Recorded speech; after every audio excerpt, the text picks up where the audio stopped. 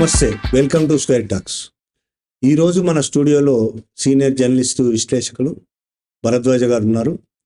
ప్రస్తుతం భారతదేశంలో జరుగుతున్న ఒక యుద్ధకాండ, దాని తర్వాత పరిస్థితులు ఏంటి అనే విషయం మీద మనం మాట్లాడుకుందాం. నమస్తే అండి. నమస్తే. ఈ మధ్యకాలంలో ఆంధ్రప్రదేశ్లోని మారేడుమిల్లిలో మావోయిస్టు నాయకుడు హిడ్మాను చంపేసిన తర్వాత భారతదేశం అంతా కూడా పెద్ద ఎత్తున చర్చ జరుగుతుంది. సోషల్ మీడియాలో కావచ్చు, ఇంకో చోట కావచ్చు. హిడ్మాన్ చంపేయడమే కాకుండా అంతకుముందు మావోయిస్ట్ పార్టీ ప్రధాన కార్యదర్శిని చంపారు. తర్వాత సెంట్రల్ కమిటీలో చాలామంది చంపారు. ఆ పార్టీలో చాలామంది లొంగిపోతున్నారు. ఈ నేపథ్యంలో భారతదేశంలో మావోయిస్టులకే కాదు, అసలు కమ్యూనిజానికి ఇక అవకాశం లేదు అని, అసలు కమ్యూనిస్టులకు స్థలం లేదు ఇక్కడ అని వాదన కూడా చేస్తున్నారు కొంతమంది. దీని మీద మీ అభిప్రాయం ఏంటి? ఇక అయిపోయినట్టే నా కమ్యూనిజం పని భారతదేశంలో? అంటే కమ్యూనిజం లేదా ఉంటుందా లేదా అనే దానికంటే కూడా ప్రధానంగా ప్రస్తుత చర్చ అంతా కూడా సాయుధ పోరాట విరమణ ప్రకటించేసి మావోయిస్ట్ పార్టీ బయటకు వచ్చేస్తే ఇప్పుడు అన్ని కమ్యూనిస్ట్ పార్టీలు ఉన్నాయి. సిపిఐ ఉంది, సిపిఎం ఉంది, తర్వాత న్యూ డెమోక్రసీ ఉంది, ఇంకా రకరకాల గ్రూపులు ఉన్నాయి. ఇవన్నీ కూడా ప్రస్తుతం మావోయిస్ట్ పార్టీ ఎదుర్కొంటున్నటువంటి సందర్భాన్ని ఎదుర్కొంటున్న పరిస్థితి లేదు. ప్రత్యేకంగా ఇప్పుడు కాన్సన్ట్రేట్ చేసి మావోయిస్ట్ పార్టీ మీద దాడులు జరగడం మాత్రమే కాదు, దేశవ్యాప్తంగా మావోయిస్ట్ పార్టీ మీద చర్చ జరగని రోజు లేదు. ఇప్పుడు ప్రపంచం మొత్తం ఒకటే టాపిక్ మాట్లాడుకుంటోంది. మావోయిస్ట్ పార్టీ ఉంటుందా ఉండదా అనే దాని మీదే చర్చ. మీరు ఇందాక అన్నట్టుగా కమ్యూనిజానికి కాలం చెల్లిందా అని ఒకప్పుడు చర్చ జరిగేది. కానీ ఇప్పుడు పరిస్థితి ఏంటంటే భారతదేశంలో మావోయిస్టు పార్టీ ఉంటుందా లేదు అయిపోయిందా అనే దాని మీద విపరీతంగా చర్చ జరుగుతోంది. కాబట్టి కొంతమంది మేధావులు ఏం చెప్తున్నారంటే, వీళ్ళు సాయుధ పోరాట విరమణ ప్రకటించేసి పార్టీయే ఒక స్టాండ్ తీసుకుని మేము లీగలైజ్ అయిపోతాం, మాకు అనుమతి ఇవ్వండి అని ప్రభుత్వాన్ని రిక్వెస్ట్ చేసి వచ్చేసి ఆయుధాలన్నీ అప్పజెప్పేసి వచ్చి ఎక్కడో చోట ఒక ఆఫీస్ పెట్టుకుని కార్యకలాపాలు సాగించవచ్చు కదా అన్న టోన్లో సలహాలు చెప్పేస్తున్నారు.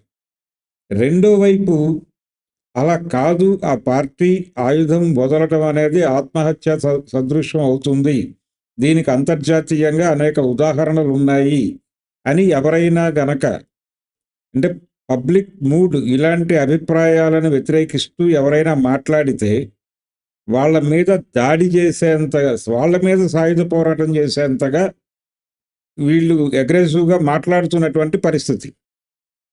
ఎవరైతే ఈ ఇప్పుడు మావోయిస్టు పార్టీని సాయుధ పోరాట విరమణ చేయమని అడుగుతున్నారో వాళ్ళు, ఒకవేళ నిజంగానే వాళ్ళు చెప్పిన పద్ధతిలోనే సాయుధ పోరాట విరమణే ప్రకటించేసి ఆ పార్టీ బయటకు రావాలి అని అనుకుంటే, నిజానికి కేంద్ర ప్రభుత్వం నుంచి ఒక స్పందన ఉండాలి కదా. అది ఫేకా కాదా అనేది పక్కన పెట్టేస్తే నిన్న మొన్న ఒక లెటర్ వచ్చింది. 3 రాష్ట్రాల బోర్డర్ కమిటీ అనే పేరుతో. ఆ వచ్చిన లేఖలో మేము మల్లోజుల వేణుగోపాల్ గారి సోను విధానాన్ని ఆమోదిస్తున్నాము, మేము కూడా సరెండర్ అవ్వాలనే అనుకుంటున్నాం, మేము కూడా బయటకు వచ్చేయాలనుకుంటున్నాం, కాకపోతే ఇక్కడ కూంబింగ్ ఆపరేషన్లు ఆపితే మేము అందరం కలిసి కూర్చుని మాట్లాడుకుని ఒక నిర్ణయానికి వస్తాం అని ఒక లెటర్ వచ్చింది బయటికి. ఆ లెటర్లో 2 ఆర్గ్యుమెంట్లను మిక్స్ చేసి ఒక ఆర్గ్యుమెంట్గా రాసినట్టుగా ఉంది ఆ లెటర్. 2 ఆర్గ్యుమెంట్లు ఏంటంటే, ప్రభుత్వంతో చర్చలు జరుపుదాం, కొంత బ్రీతింగ్ స్పేస్ తీసుకుని మనందరం కలిసి కూర్చుని మాట్లాడుకోవటానికి కావలసిన వాతావరణాన్ని కల్పించుకోవటానికి ఒక ప్రయత్నం చేద్దాము అని చెప్పి కేశవరావు గారు పార్టీ కార్యదర్శి కేశవరావు గారు ఉన్న రోజుల్లోనే ఒక అభిప్రాయం వ్యక్తమైంది. దాన్ని కూడా ఇందులో మిక్స్ చేస్తూ సోను అభిప్రాయాలతో మేము ఏకీభవిస్తున్నాము, ఆయుధాలు విడనాడి బయటకు రావడానికి అభ్యంతరాలు లేవు అని ప్రకటించారు. ఆ అభిప్రాయానికి ఈ అభిప్రాయానికి చాలా తేడా ఉంది. నిజంగానే వాళ్ళు సోను బాటలో ప్రయాణించదలుచుకుంటే ఆయన ఓపెన్గా ఒక వీడియో రిలీజ్ చేసి తన ఫోన్ నెంబర్ కూడా ఇచ్చాడు. ఇది కాంటాక్ట్ అడ్రస్, ఈ నెంబర్కి ఫోన్ చేయండి, మీకు సేఫ్ ప్యాసేజీ ఏర్పాటు చేయటం ఆ వ్యవహారాలని నేను చూసుకుంటా, మీరు హ్యాపీగా వచ్చేసి సరెండర్ అయిపోవచ్చు అని ప్రకటించున్నాడు. అక్కడ ఆ మార్గంలో వెళ్ళిపోవచ్చు వాళ్ళు. మేము కూర్చుని మాట్లాడుకోవాలి అనేటువంటి ఆర్గ్యుమెంట్ని దీన్ని కలిపి ఒక ప్రకటన ఇచ్చారు. ఇది ఆ కండిషన్. అంటే దాని మీద డిప్యూటీ సీఎం కూడా దాన్ని వ్యతిరేకించాడు, మేము వాళ్ళ ఛాన్సే ఇవ్వమని. అదే కాదు ఇక్కడ విచిత్రమైన పరిస్థితి ఏంటంటే దాని మీద స్పందన లేదు. కేంద్ర ప్రభుత్వం నుంచి స్పందన లేదు, ఒక గొడవ. రెండోది, స్పందించినటువంటి హోంమంత్రి కూడా చాలా లిమిటేషన్స్ మధ్య స్పందించాడు. చాలా లిమిటేషన్స్ మధ్య. అంటే ఏ రాష్ట్ర ప్రభుత్వానికి చెందినటువంటి హోంమంత్రులు కూడా చొరవగా ఒక నిర్ణయం తీసుకునే కండిషన్లు లేరు అనేది మనకు అర్థమవుతుంది.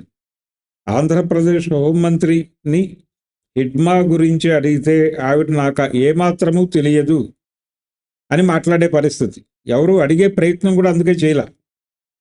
రెండోది, తెలంగాణలో ఉన్నటువంటి హోంమంత్రి గారి దగ్గరికి వెళ్ళి ఎవరైనా మాట్లాడినా నాకు ఏ విషయం ఇక్కడ తెలియదు, హోంమంత్రి ప్రత్యేకంగా లేడు కూడా. లేడు కూడా.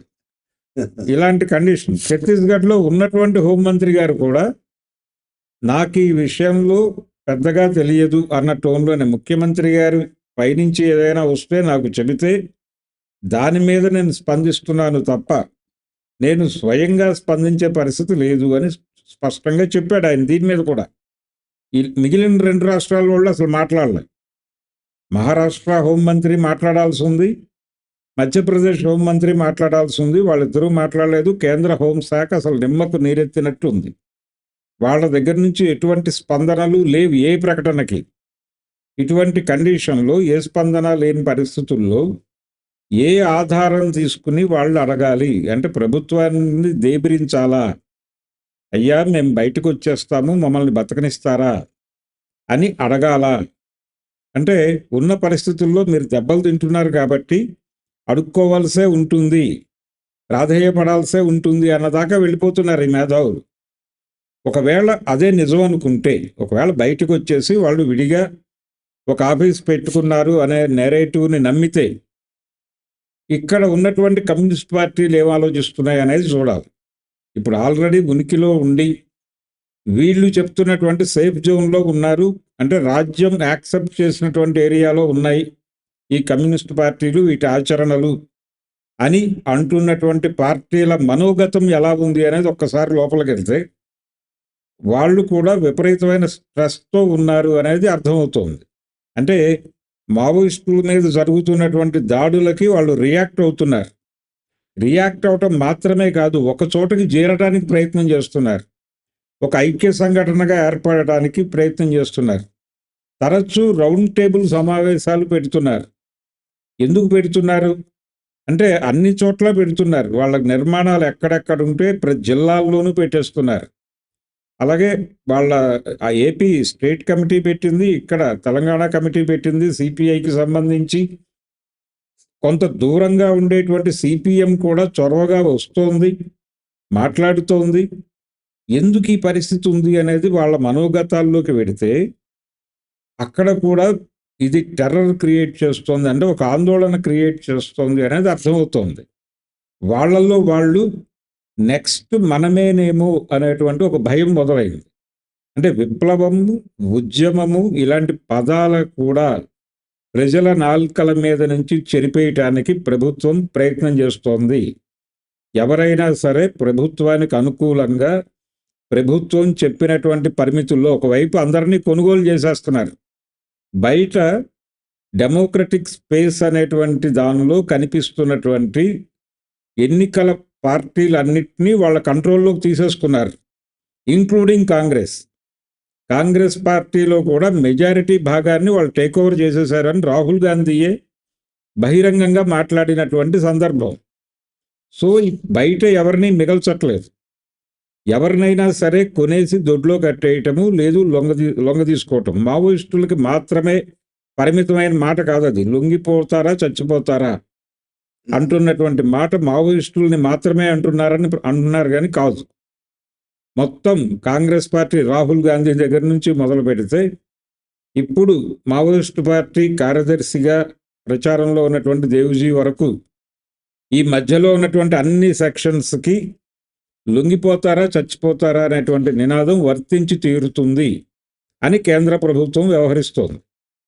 అంటే పొలిటికల్ పార్టీలు సరెండర్ అయిపోయి వాళ్ళ దొడ్లోనే ఉండాలి, విప్లవ పార్టీలు, కమ్యూనిస్ట్ పార్టీలు ఇన్ టోటల్ వాళ్ళ కాంపౌండ్, వాళ్ళ కనుసన్నల్లో వాళ్ళు చెప్పిన లిమిటేషన్స్లో ఉండకపోతే ఏం చేయటానికైనా సిద్ధమే. ఎటువంటి నిరసనలు, ఉద్యమాలు, ప్రశ్న అనేది బతకూడదు, ప్రశ్నించటం అనేది ఆల్టర్నేటివ్ వాయిస్ అనేది ఉండకూడదు అన్న పద్ధతిలో జరుగుతున్న దానిలో వాళ్ళు ఫస్ట్ టిక్ పెట్టుకుంది మావోయిస్ట్ పార్టీ మీద. అది నడుస్తోంది అనే విషయం అందరికీ అర్థమవుతోంది. వాట్ నెక్స్ట్ అనేది, నెక్స్ట్ మనమే ఉన్నామా లిస్టులో, ఇంకెవరైనా ఉన్నారా అనేటువంటి ఆందోళనలు మొత్తం ఇప్పుడు వీళ్ళు చెప్తూ బయట హాయిగా ఉంటున్నారు, ప్రశాంతంగా వాళ్ళ పని వాళ్ళు చేసుకుంటున్నారు కదా, ప్రభుత్వాలు ఎలో చేస్తున్నాయి కదా అని మాట్లాడుతున్నటువంటి అన్ని కమ్యూనిస్ట్ పార్టీల మనోగతాలలోనూ ఈ ఆందోళన, ఆవేదన విపరీతంగా ఉంది. అందుకని వాళ్ళు విపరీతంగా స్పందిస్తున్నారు దీనికి. మావోయిస్టు పార్టీ మీద జరుగుతున్న నిర్బంధకాండ గురించి గతంలో గొంతు పెగలని వాళ్ళు కూడా ఇప్పుడు మాట్లాడుతున్నారు. మాట్లాడటానికి కారణం బయట ఉన్నటువంటి భౌతిక పరిస్థితులు బాగా లేవు అనే విషయం వాళ్ళకి అర్థం అవటం వలన, ఏదో మేరకు ఆచరణలో ఉండటం వలన వాళ్ళకి అర్థమవుతుంది. భూమి మీద నిలబడి ఉండటం వలన భూమి కింద జరుగుతున్నటువంటి ప్రకంపనలు వాళ్ళకి అర్థమవుతున్నాయి. వేటికి అంటే భూమి మీద నిలబడకుండా గాలిలో కూర్చున్నటువంటి వాళ్ళకి మాత్రమే వాళ్ళు సాయుధ పోరాట విరమణ చేసేసి బయటకు వచ్చేస్తే, పార్టీగా ప్రకటించేసి ఓపెన్ అప్ అయిపోయి లీగలైజ్ అయిపోతే వాళ్ళు కూడా ఒక హ్యాపీగా ఆఫీస్ పెట్టుకుని సాధారణ కార్యాచరణలోకి రావటానికి ప్రభుత్వం ఆమోదిస్తుంది. అలా ఉండటం ద్వారా వాళ్ళు ప్రాణాలని కాపాడుకోవచ్చు అనేటువంటి ఆర్గ్యుమెంట్ చేస్తున్న వాళ్ళకి ఈ భూమి మీద నిలబడి ఇక్కడ ప్రకంపనలు విననటువంటి అనుభవ రాహిత్యమే కనిపిస్తోంది. 3 ఊరేగింపులు 6 ధర్నాలుగా వరదిల్లొచ్చని వాళ్ళు అనుకుంటున్నారు. ఆ ధర్నాలు, రాస్తారోకోలు చేసే పరిస్థితి కూడా లేదు అనేది వీళ్ళకి అర్థమవుతోంది. పనిచేస్తున్నటువంటి కమ్యూనిస్ట్ పార్టీలకు అర్థమవుతోంది. ఆ పార్టీల మనోగతాలు తరచి చూస్తే కనిపిస్తోంది ఓపెన్గా. ఎందుకు వాళ్ళు దీన్ని సీరియస్గా పట్టించుకుంటున్నారు అంటే వచ్చే ఎన్నికలు, రేపు రాబోయే ఎన్నికలు కీలకం. వచ్చే ఎన్నికలలో 29 ఎన్నికలలో గనక ఇదే కూటమి తిరిగి గెలిస్తే ఎన్డీఏ, ఆ తర్వాత ఎవరము మిగలము, ఉన్నటువంటి టైం చాలా తక్కువ ఉంది. ఈ 3-4 సంవత్సరాల్లోనే మనం పబ్లిక్ మూడ్ని ఎంతగా పట్టుకోగలిగితే, విషయాన్ని ప్రపంచానికి అర్థం చేయించి వాళ్ళు ఎన్ని ప్రయోగాలైనా చేయనివ్వండి, యాంత్రిక విజయం కావచ్చు, తాంత్రిక ప్రయోగం కావచ్చు, అన్ని ప్రయోగాలు చేసి వాళ్ళు గెలుస్తూ వస్తున్నారు. బీహార్ ఎన్నికల్లో కూడా యాంత్రికత, తాంత్రికత ప్రవేశపెట్టే గెలిచారు వాళ్ళు. కానీ ఇవి ఎన్ని చేసినా మనం సీరియస్గా కనీసం పోలింగ్ అయినా పటిష్టంగా పట్టుకుని ఏదో పద్ధతిలో రేపు రాబోయేటువంటి 29 ఎన్నికల్లో ఎన్డీఏ కూటమిని తిరిగి అధికారంలోకి రాకుండా చేయగలిగినప్పుడు మాత్రమే ఊపిరి పీల్చుకోగలిగే పరిస్థితి అయినా ఉంటుంది అని అన్ని కమ్యూనిస్టు పార్టీలు చాలా కాన్షియస్గా రోజువారీ మీటింగులు పెట్టుకుని మరీ ఆలోచిస్తున్నటువంటి పరిస్థితి. ఆ లెవెల్ భయాందోళనని ప్రతి కమ్యూనిస్టు శిబిరంలోనూ నింపేశారు వాళ్ళు. వాట్ నెక్స్ట్ మనమే కావచ్చు, ప్రిపేర్డ్గా ఉండండి అని సిపిఐ తన క్యాడర్కి చెప్తోంది, సిపిఎం తన క్యాడర్కి చెప్తోంది, ప్రతి ఎంఎల్ గ్రూపు తన క్యాడర్కి చెప్పుకుంటోంది, జాగ్రత్త, ఒళ్ళు దగ్గర పెట్టుకుని జాగ్రత్తగా ఉండండి, మనం ఒక పెద్ద పెను ప్రమాదాన్ని ఎదుర్కోబోతున్నాం, ప్రతి ఒక్కళ్ళము దాన్ని ప్రతిఘటించడానికి ఏం చేయాలి అనే దాని మీద కార్యాచరణలో ఉండి తీరాలి అని చాలా కాన్షియస్గా ఉండి మేలుకొలిపి, శక్తుల్ని మేలుకొలిపి రోడ్డు మీదకు తీసుకొస్తున్నారు. తీసుకొచ్చి కాదంటే గనక తిరుగుబాటు చేయడానికి కూడా సిద్ధపడాలి అన్న లెవెల్లో మాట్లాడుతున్నారు. గతంలో ఎన్నడూ చూడలేదు ఈ పరిస్థితి.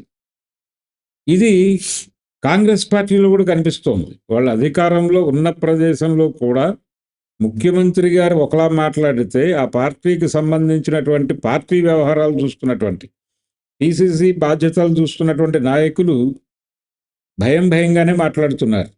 ముఖ్యమంత్రి గారు డాంభికంగా మాట్లాడిన, ఉదాహరణకు తెలంగాణలో రేవంత్ రెడ్డి గారు మైక్ పట్టుకుని గంభీరంగా మాట్లాడినప్పటికీ పిసిసి ప్రెసిడెంట్ గారు మాత్రం మా భవిష్యత్తు కూడా గందరగోళంగానే ఉండే అవకాశం కనిపిస్తోంది, కొంచెం మీతో ట్రావెల్ అయితే బాగుంటుంది అని లెఫ్ట్ పార్టీల దగ్గరకు వచ్చి వాళ్ళ పార్టీ ఆఫీసుల్లో జరుగుతున్నటువంటి సమావేశాల్లో ప్రత్యేకంగా పాల్గొని ఆవేదన వ్యక్తం చేస్తున్నటువంటి పరిస్థితిని మనం చూస్తున్నాం. ఇటువంటి కండిషన్ ఉంది. అందుకని ఇప్పుడు జరగవలసింది ఏమిటి?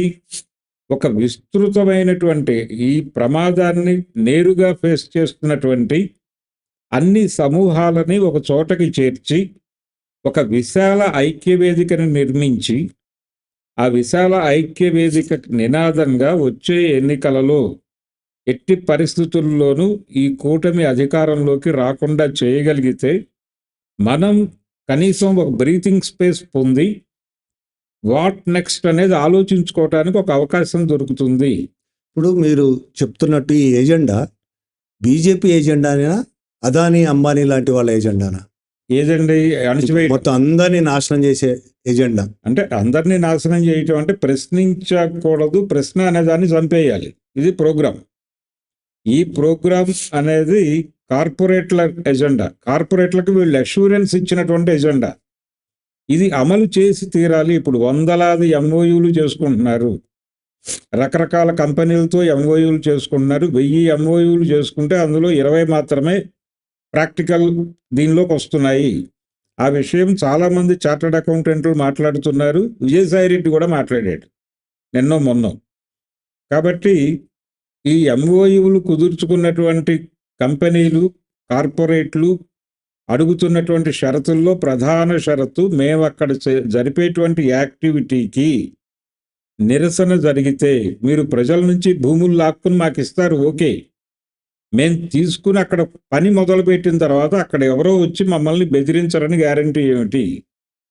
మీరు ఎలా చేస్తారు? ఇక్కడ లోకల్స్కే ఇవ్వాలి అని ఎవరో ఒక కార్మిక సంఘమో మరొకళ్ళు వచ్చి గొడవ చేస్తే ఏమిటి పరిస్థితి?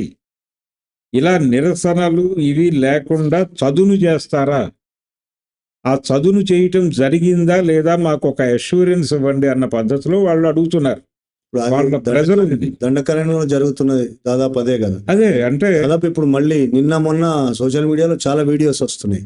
అడవిని నరికేస్తున్నారు, అదాని బొగ్గు అవును ఎంఓయూ చేసుకున్నారు, చాలా చోట్ల నరుకుతున్నారు. అంటే ఇప్పుడు కొంతమంది సోషల్ మీడియాలో మొన్న ఇండియా గేట్ దగ్గర జరిగినటువంటి నిరసన ప్రదర్శనలో యువకులు చాలామంది యూనివర్సిటీ కుర్రాళ్ళు వచ్చేసి హిడ్మా, అది యాక్చువల్గా ప్రోగ్రామ్ ఏమో పర్యావరణ కార్యక్రమం కోసం వచ్చినటువంటి కుర్రాళ్ళు హిడ్మాని ఎందుకు పట్టుకొచ్చారు అక్కడికి అని చెప్పి చాలామంది సోషల్ మీడియాలో గొడవ పడుతున్నారు. హిడ్మాకి పర్యావరణానికి ఉన్నటువంటి లింక్ వాళ్ళకి అర్థమైంది కాబట్టి పట్టుకొచ్చారు. అడవుల్లో చెట్లు కొట్టకుండా అడ్డుకోవటానికి కోసం అతను నిలబడి ఉన్నాడు అక్కడ. అతన్ని చంపేశారు. అతన్ని చంపేసిన మరుక్షణం, అతన్ని చంపటం అంటే ఆ ఉద్యమాన్ని చంపటం. హిడ్మా ఏ ఉద్యమంతో అయితే ఉన్నాడో ఆ ఉద్యమాన్ని చంపేస్తే, ఆ పార్టీని చంపేస్తే, ఆ ఆర్గనైజేషన్ లేకుండా చేయగలిగితే అక్కడ విధ్వంసం హాయిగా చేసుకోవచ్చు అనే కార్యక్రమం ఈ ఎన్కౌంటర్లు, లొంగుబాట్లు జరిగిన ప్రాంతాలలో ఆల్రెడీ కార్యక్రమం మొదలైపోయింది. ఈ మొదలైపోయినటువంటి సంఘటనల్ని అక్కడ ఉన్నటువంటి ఈ ఆదివాసీ యువత వీడియోలు తీసి తమ ఆవేదనని సోషల్ మీడియాలో షేర్ చేసుకుంటున్న పరిస్థితి కూడా చూసాం మనం. నిన్న ఒక అమ్మాయి ఒక వీడియో చేసింది. ఆ వీడియోలో చాలా స్పష్టంగా చెబుతోంది ఆ అమ్మాయి, మేము జల్ జంగల్ జమీన్ అని చాలా పోరాటం చేశాం, కానీ ఇంత పోరాటాన్ని చంపేసి వీళ్ళు వచ్చేసి ఏది జరగకూడదో అది జరిపేస్తున్నారు. దీన్ని అడ్డుకోవటం ఎలా అనే క్రైసిస్లోకి వెళ్ళిపోతున్నాం. మేము ఇక్కడ ఉన్నాము ఈరోజు, ఇంకో గంట తర్వాత ఉంటామో ఉండమో అనేటువంటి భయంతో బతుకుతున్నామని చెప్పింది ఆ అమ్మాయి. అంటే అది పరిస్థితి, వాస్తవం. ఈ పరిస్థితిని అద్దం పడుతోంది ఢిల్లీ గేట్ దగ్గర వాళ్ళు పట్టుకున్నటువంటి హిడ్మా ప్లేకార్డులు. అంటే పర్యావరణ పరిరక్షణ అనేటువంటి బాధ్యత నిర్వహించడానికి హిడ్మా అనేటువంటి ఒక వ్యక్తి జెండాగా మారాడు. ఒక బ్యానర్గా మారాడు, ఒక ప్లకార్డుగా మారాడు. ఇది కనెక్టివిటీ. ఈ కనెక్టివిటీని అర్థం చేసుకోకపోతే భారతదేశము జరుగుతున్నటువంటి విధ్వంసము అర్థం కాదు. ఇది ప్రపంచానికి అర్థం కాకుండా చేయటం కోసం సోషల్ మీడియాలో విపరీతంగా చాలామంది పెయిడ్ ఆర్టిస్టులు అనే మాట్లాడాలి. వీళ్ళందరికీ డబ్బులు వస్తున్నాయి. అందుకని చాలామంది కాషాయ ముసుగు వేసుకున్నటువంటి జర్నలిస్టులు రంగం ప్రవేశం చేసి విపరీతంగా విషం నింపేటువంటి ప్రయత్నం చేస్తున్నారు. ఆదివాసీలకు అభివృద్ధి అక్కర్లేదా, ఆదివాసీలు అభివృద్ధి చెందకుండా వీళ్ళు అడ్డం పడుతున్నారు అని లక్ష్మీనారాయణ లాంటి మాజీ సిబిఐ ఆఫీసర్లు కూడా పెద్ద ఎత్తున మాట్లాడుతున్నారు. రోజుకి కనీసం 7-8 ఛానల్స్లో మాట్లాడుతున్నాడు ఆయన, అది డ్యూటీగా స్వీకరించి. అందులో ప్రధానంగా ఆయన ప్రశ్నిస్తున్నది ఏంటంటే, పోలీసుల్ని చంపేస్తున్న వాళ్ళని వెనకేసుకొస్తున్నారు, ఒక నిషేధిత పార్టీని వెనకేసుకొస్తున్నారు.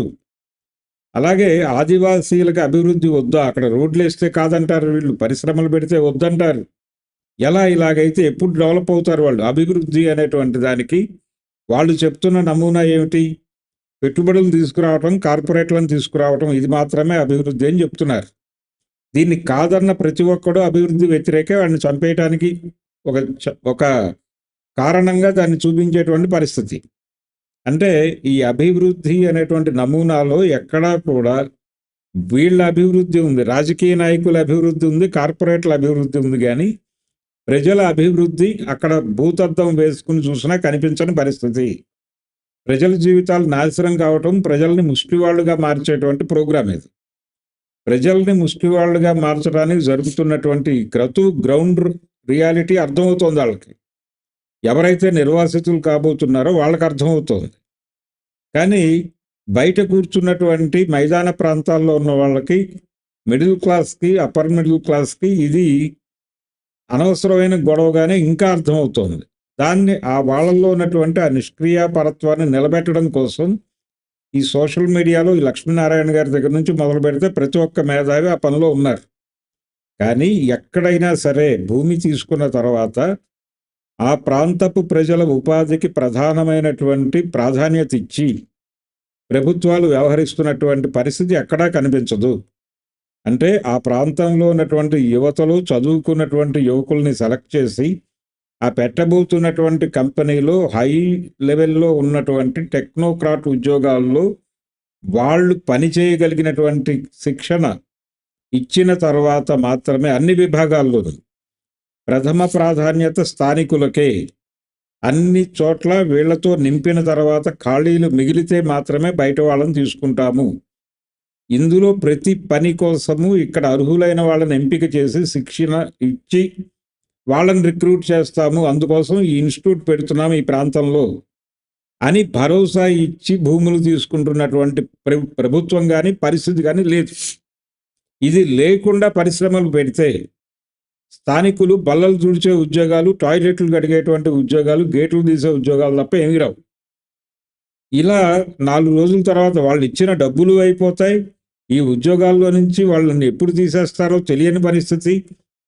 ఒకవేళ తీసేస్తే వాళ్ళు అక్కడ కూడా ఉపాధి కోల్పోయి ఇచ్చిన డబ్బులు ఖర్చు అయిపోయి హైదరాబాద్కో, విశాఖపట్నానికో, లేకపోతే విజయవాడకో, వరంగల్కో చేరి ముష్టివాళ్ళుగా మారతారు.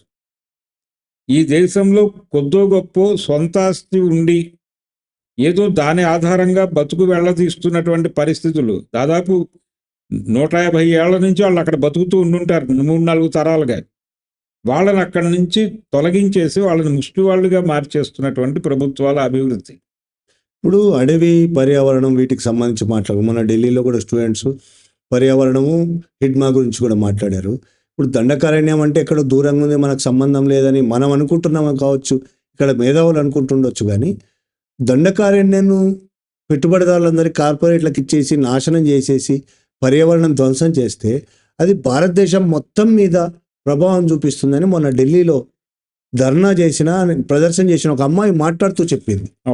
ఈ నేపథ్యంలో అసలు ప్రజలుగా ఇప్పుడు దండకారణ్యంలో జరుగుతున్న విధ్వంసాన్ని ఆపాల్సిన పరిస్థితి ప్రజలుగా అందరి మీద ప్రతి ఒక్కడికి ఆ బాధ్యత మాత్రం. అటవీ పరిరక్షణ అనేటువంటి కార్యక్రమం, వన్యప్రాణి పరిరక్షణ అనేటువంటి కార్యక్రమం ప్రతి ఒక్కరికి కనీస బాధ్యతగా ఉంది. ఇంకొక వైపు ఆ బాధ్యతని మరుగుపరచడం కోసం ఆదివాసీలకు అభివృద్ధి అక్కర్లేదా అని లక్ష్మీనారాయణ లాంటి వాళ్ళు రంగంలోకి దిగి గాల్లో కత్తులు తిప్పుతున్నారు వీళ్ళు. దీంతో పాటు ఈ అభివృద్ధి అనేది ప్రతి ఒక్కరి జీవితాల్లోకి వచ్చేస్తోంది, ప్రతి పల్లెని తాకుతోంది. ఎవరి పొలాలకి ఎవరి ఆస్తులకి గ్యారంటీ లేవు ఇక్కడ.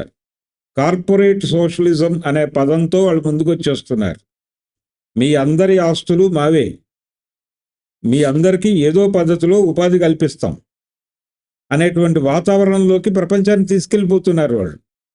ఈ ప్రమాదాన్ని ప్రతి ఒక్కడు గుర్తించి ఒక ఐక్య గొంతుకగా మారకపోతే ఈ రోజున మావోయిస్టుల మీద జరుగుతున్నటువంటి ఈ దాడులు ఏవైతే ఉన్నాయో అవి రేపు మా మీద జరుగుతాయని కమ్యూనిస్టు పార్టీలు మాత్రమే మాట్లాడుకుంటున్నాయి ఇప్పుడు.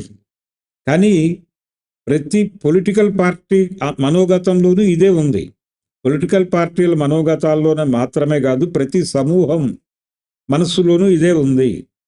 ఈ అభిప్రాయమే ఇప్పుడు ఒక అగ్గి పుల్ల గీస్తే ఎండిపోయినటువంటి పుల్లలు తక్కువ మంట అందుకున్నట్టు హిడ్మా ఎన్కౌంటర్ జరగగానే ఇప్పటి వరకు మూమెంట్తో కొంత డిటాచ్డ్గా ఉంటున్నటువంటి సర్కిల్స్ కూడా గొంతు తెరిచి మాట్లాడటం మొదలుపెట్టాయి. ఇది ఒక అద్భుతమైనటువంటి సన్నివేశం. పర్టిక్యులర్గా కింది కులాల సంఘాల నుంచి విపరీతంగా గొంతు వస్తోంది. ఈ వాతావరణాన్ని ఎలా ఆర్గనైజ్ చేసి ముందుకు నడపాలి అనేది, ఆ ఛాలెంజ్ని స్వీకరించేటువంటి పరిస్థితిలోకి తమను తాము మలుచుకోవడం అనేది కమ్యూనిస్ట్ పార్టీల ముందున్న కర్తవ్యం. అది గనక చేసి ఒక విస్తృత ఐక్య సంఘటన నిర్మించి, మీరన్నట్టుగా ఈ జరుగుతున్న విధ్వంసం ప్రతి ఒక్కడి జీవితాన్ని ఎఫెక్ట్ చేస్తుంది, ఇది ఇంటింటి సమస్య కాబట్టి ప్రతి ఒక్కడు రోడ్డు మీదకి వచ్చి దీన్ని అడ్డుకోవాలి అనేది జనం మనసుల్లోకి తీసుకెళ్ళి ఆర్గనైజ్ చేయాల్సినటువంటి బాధ్యత ఉంది. అది గనక ఇప్పుడు గనక ఈ పని చేయకపోతే చరిత్రలో ఇంతకంటే సందర్భము రాదు, ఇంతకంటే కదలటానికి మాట్లాడటానికి ఒక గొంతు పెగల్చాల్సినటువంటి సందర్భం మరొకసారి వస్తుందనే గ్యారంటీ కూడా లేదు. కాబట్టి ఒక చారిత్రక సందర్భంలో మనం ఉన్నాం. ఈ చారిత్రక సందర్భంలో మాట్లాడకపోవటం కంటే మహాపాపం ఇంకోటి ఉండదు. థ్యాంక్ యూ అండి. థ్యాంక్ యూ భరద్వాజ గారు. Thank you very much. Thank you.